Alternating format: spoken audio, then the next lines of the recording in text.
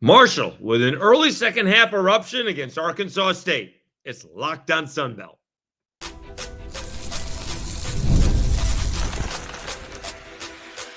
You are Locked on Sunbelt, your daily podcast on the Sunbelt Conference, part of the Locked on Podcast Network, your team every day. All right, Dave Schultz, Locked on Sunbelt, your teams every day. Today's episode brought to you by FanDuel. Super Bowl 59 is really almost here, and there's no better way to make every play more exciting than with FanDuel Sportsbook. New customers can bet just $5, and if you win, you'll score $200 in bonus bets. Download the app or head to FanDuel.com to get started. All right, we will preview the Sunbelt and the MAC matchups coming up on Saturday. We'll go through those really quick. Again, the lines don't come out until today, and so I did it last night. And then are the Cajuns Sunbelt really underdogs? I think they might be. I think it's going to be a disappointing season for Cajuns softball. All right, we will go over that. But how about those Marshall Thundering Herd down at half on a late Thursday night? Again, a late tip-off, 9 p.m. Eastern time, trailing Arkansas State. It was, let me make sure I see this. It was 35-29, and actually, that was at halftime. Marshall won the ball game. Let's get this out of the way. 77-72, as you know by now. And they actually, Arkansas State went on a 9-3 run. In fact, I think it was 9-0 run at the end of the half before Marshall hit a three-pointer. In fact, it was an 8-0 run, I think, before Marshall hit a three-pointer, and maybe Arkansas State hit a free throw. But Marshall needed to hit that three-pointer, so they would have gotten on the board, or else it could have been worse going into half. And maybe that three-pointer got them back into it. Whatever the case was, they were only down by the 6 points, and they just started going inside. There was a big discrepancy foul-wise in the first half. I can't see the difference here. Let me see if I can figure out the difference math-wise, because a lot more fouls, and Marshall was in much deeper foul trouble than Arkansas State was, and that's usually the way Arkansas State plays. And Marshall was not hitting any threes, and they hit a bunch of threes in the second half, especially coming off the bench, Wyatt Fricks. He kind of went off unexpectedly on Thursday night. But Marshall started off, and it was a 19-7 run to start off the second half. They went from down 35-29, down 6 to up 6. They were up 48-42. So that is a 19, I'm doing that right, 19-7 run. And it actually got up to 11. And I'm going to credit both teams in this case, because it very easily could have gotten away from Arkansas State. They could have folded. It was at the 10-minute mark, and it could have gone from, it very easily could have gone from 11 to 20. They could have packed it in and said, thank you very much. We'll head back to Jonesboro or to the MAC school. I don't know if they're going back to Jonesboro or to the MAC competition that they have this weekend or not, but they could have packed it in, and they didn't. Okay. They kept on chipping away, and they got as close as 3. I thought a turning point in the game was going to be, there was a turnover. It was a 10-point game, 61-51, Marshall leading, and Isaiah Nelson had a dunk and off a Kobe Julian steal, and an Achille Keelan foul, which I think he missed. He was sort of going up for the block, but I mean, I thought he clearly missed. I thought he missed from the side view. I thought he missed from the back view. He missed. They called the foul.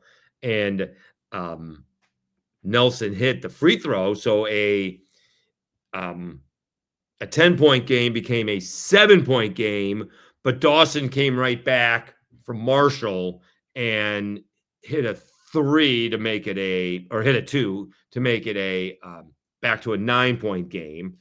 And again, Arkansas State just kept on chipping away. And all of a sudden you're like, boy, you know what? It's just a 6-point game with like 4 minutes left to go.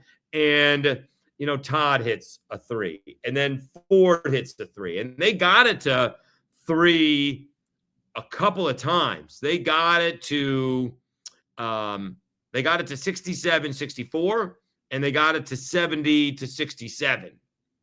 And as much as I'm going to give Arkansas State credit for not going away, same for Marshall. Marshall could have, I don't want to say folded, but, they didn't miss either when they could have missed. Let's see what Marshall shot specifically, see if we can see that in the second half. I mean, Marshall shot 60% in the second half. Here's the thing. If Marshall shoots 55% in the second half, they may have lost the game. That's how good Arkansas State was. They shot 5 of 10 from 3. Marshall shot 5 of 9 from 3. Arkansas State was 46. They were 13 out of 28, just missing shooting 50% from the floor. So if Marshall misses 2 more shots, so if they shoot, if they go 15 for 28, they may have lost the basketball game or a different kind of ending anyways. I guess that would have only been 4 points, so they may have won it by 1. But you understand what I'm saying. They needed everything that they had to win that game. And those kind of the games are only going to help Arkansas State. And what we mentioned with Marshall, now Arkansas State leads the Sunbelt by 1 game, and you have 5 teams all tied for second. Right? Arkansas State is 9-3. South Alabama and Troy, they've split. South Alabama has beaten Arkansas State. They got 1 more matchup to go. Troy has already lost to Arkansas State. They have 1 more matchup to go. So South Alabama, Troy, James Madison, App State, and Marshall are all tied at 8-4. And as someone called me out, because remember, I even caught myself saying that JMU upset Troy. They didn't. That game was 1.5, and it actually went to 2.5. JMU was favored.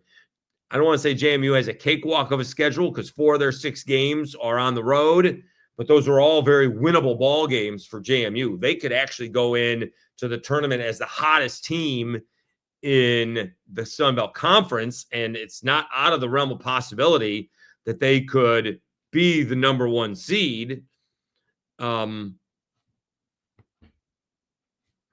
I would tell you that, Arkansas State, the hardest games that Arkansas State has, they have a 4-game homestand coming up.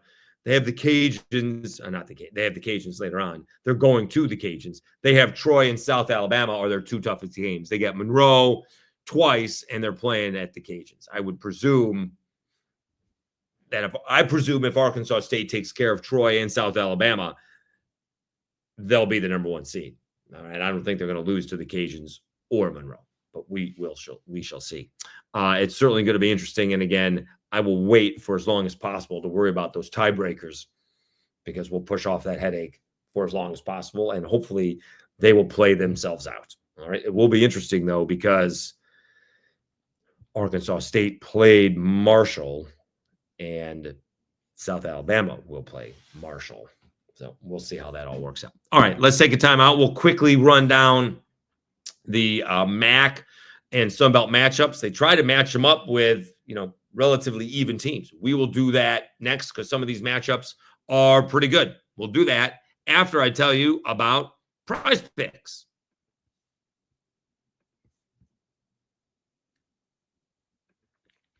The big game is almost here, and there's no better way to make it even more exciting than with Prize Picks. the best place for daily fantasy sports. With over 10 million members and billions in winnings awarded, Prize Picks makes it fun and simple to get in on the action. Here's how it works.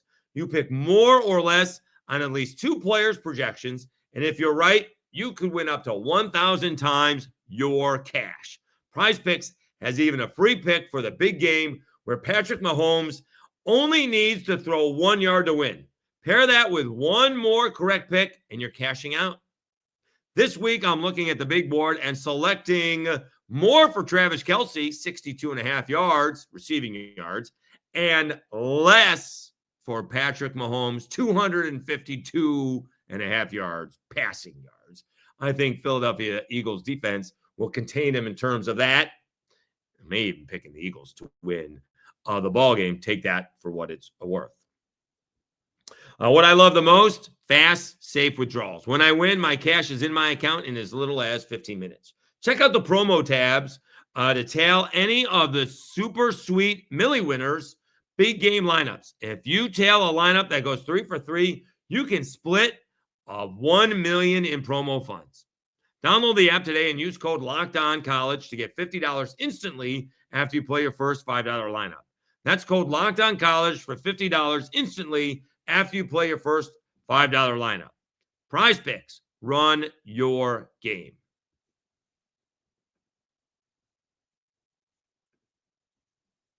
All right, Dave Schultz, Locked On Sunbelt, your teams every day. All right, a little break from the Sunbelt action. This would have been nice. I don't know, let's quickly look. I don't know if there's anybody in the RPI. Let me see here. Basketball RPI.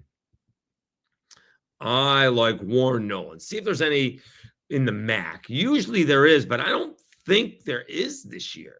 Let's see what the highest MAC team is ranked, because I was going to say it would be nice if, there was an opportunity to make up ground. Arkansas State, by the way, is 50 in Warren Nolan's RPI. And that's after the loss. They only went down 2 after the loss to Marshall.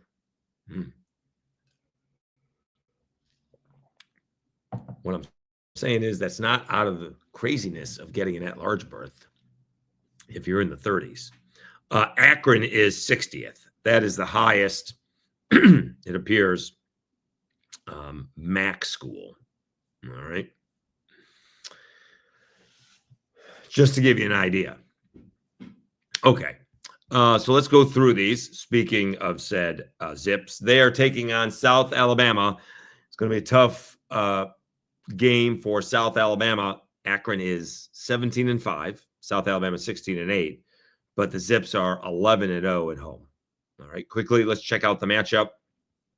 And again, it's going to be different. Akron likes to get up and down the court, 84 points a game. South Alabama slows it down. They give up 62 points a ball game. So that's going to be really interesting to see if they can slow it down. I do not know if, how much size Akron has comparably. So they do get 40 rebounds a game. If Akron has some more size, that could be an issue for South Alabama.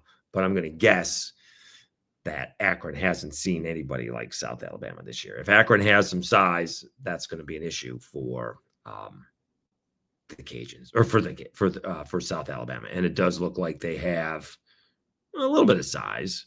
Rich Briscoe is 6'8", 230, but that could be just alphabetical order. Let's see here who was the leading rebounder on the team is Josiah Harris with 5.2. Oh no, I'm sorry. James Anawaku on Kawanu is a 7'8". So let's see how big he is.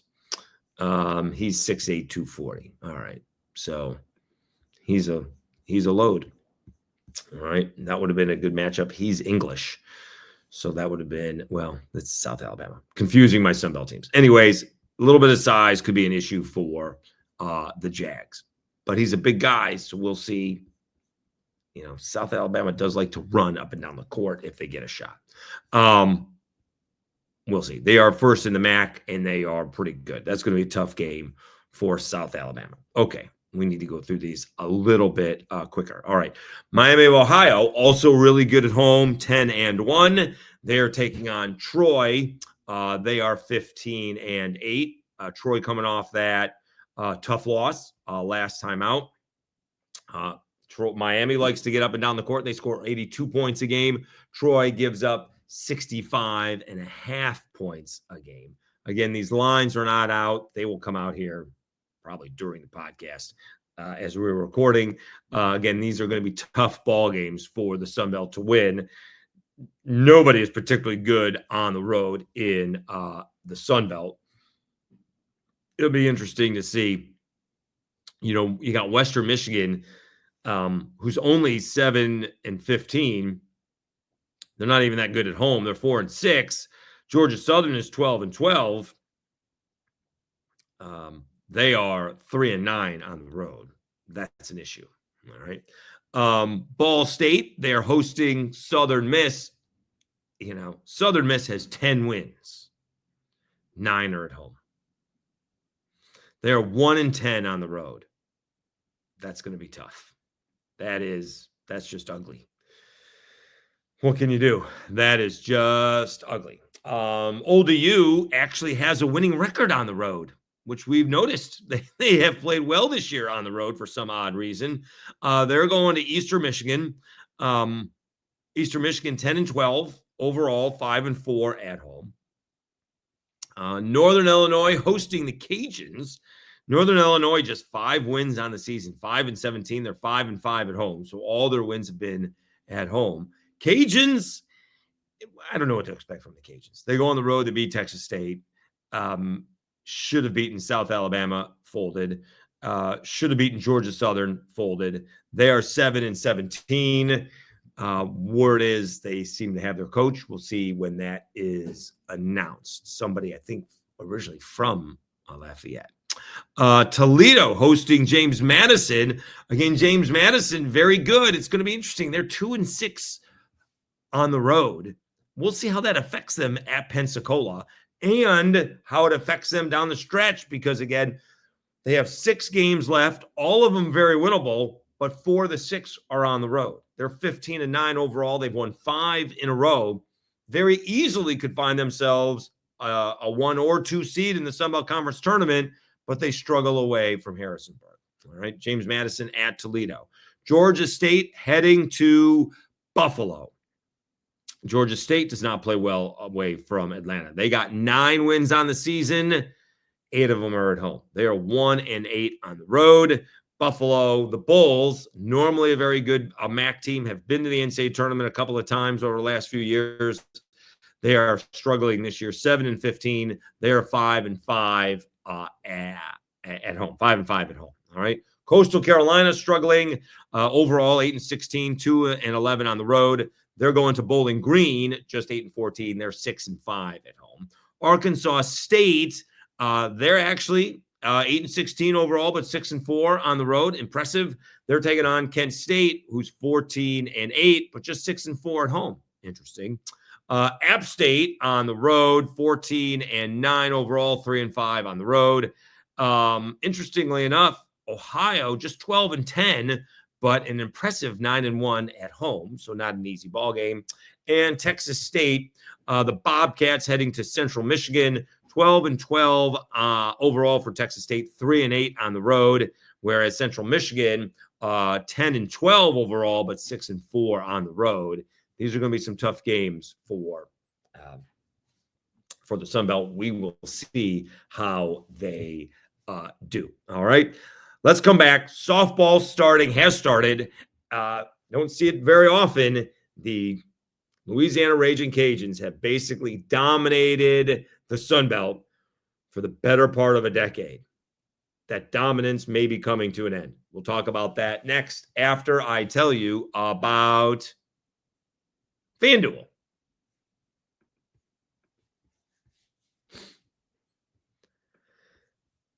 Super Bowl 59 is here. One game, two teams, endless possibilities. And there's no better way to make every play more exciting than with FanDuel Sportsbook. Whether it's predicting the first touchdown, calling the MVP, or even betting the coin toss, tails. Always tails. FanDuel makes it easy to get in on the action. With live betting all game long, you can adjust your bets as the game unfolds and feel the thrill from kickoff to the final whistle. The live betting feature lets you stay involved no matter what happens on the field, and the app is super easy to navigate. Plus, knowing that you can place a $5 bet and potentially win $200 in bonus bets for the Super Bowl, that's icing on the cake. Download the app or head to FanDuel.com to get started. Bet just $5, and if you win, you'll score $200 in bonus bets. That's FanDuel.com. Bet with FanDuel, official partner of Super Bowl 59.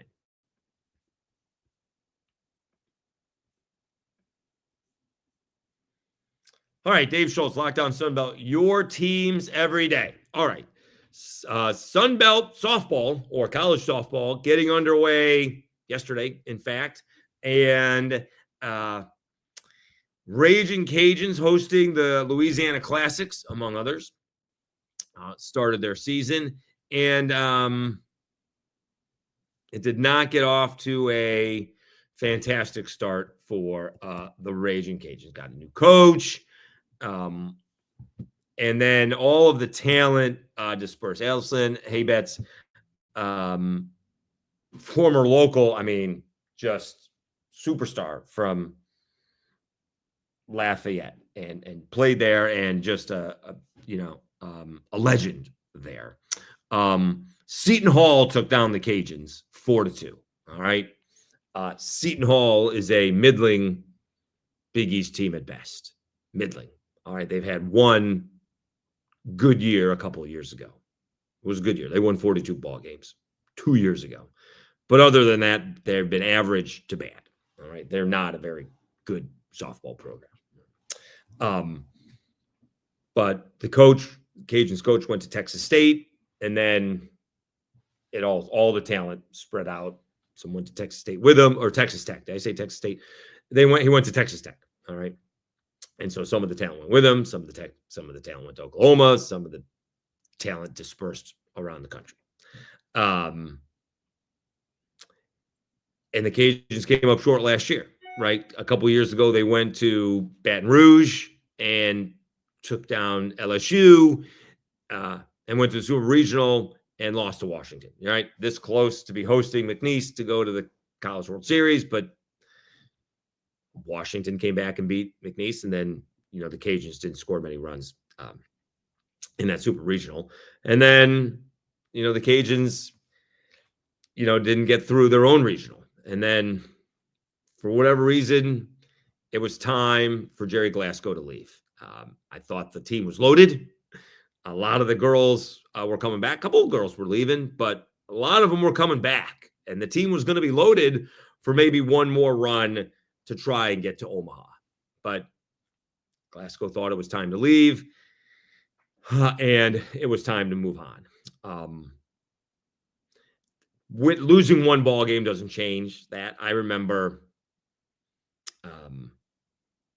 my first year covering Cajuns sports in 14. It was 13-14 season, and Cajuns baseball lost to Eastern Illinois first game out. Then I think they rattled off about 13 or 14 in a row, and they were the number one team in the nation.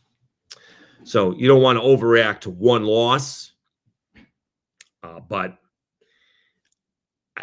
I don't think that Sunbelt series winning streak is going to last. It's going to come to an end fast. We'll see what happens. And despite what they think, Cajuns fans are the most fickle fans there are. All right. See what happens with Lamson Park. If this team is not as good as the Cajuns fans are used to, I'm not sure if this Cajun softball team is NCAA tournament bound. They were picked third in the Sun Belt, right? They were, which is a little bit interesting because the other teams also had it turned over, I think, right? the talent in the circle for South Alabama and